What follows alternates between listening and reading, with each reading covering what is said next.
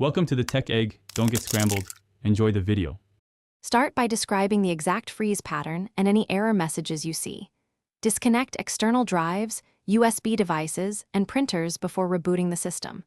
Perform a power cycle. Hold the power button for 10 seconds until shutdown. Boot into safe mode by pressing F8 or Shift and restart from the menu.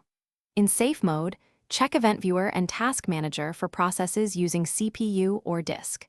This diagnosis establishes whether hardware, drivers, or startup apps cause freezes. If freezes persist, proceed to slide 2 for repairs and system scans. Run system scans to repair corrupted files and check disk integrity immediately. Open elevated command prompt and run sfc/scano, then dism/online/cleanupimage/restore health commands.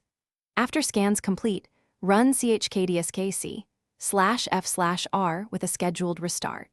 Update graphics and storage drivers from Device Manager or manufacturer websites using exact model numbers. If freezes began after an update, uninstall that update or roll back the driver immediately.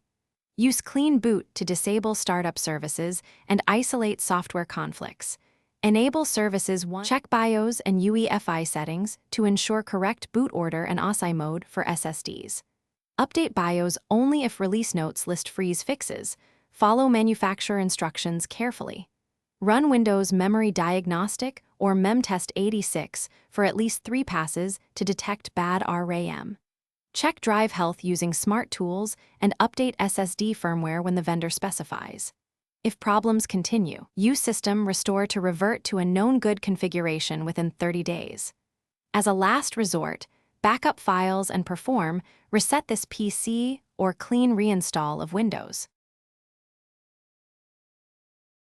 Thanks for watching. Consider subscribing if I helped unscramble your problems.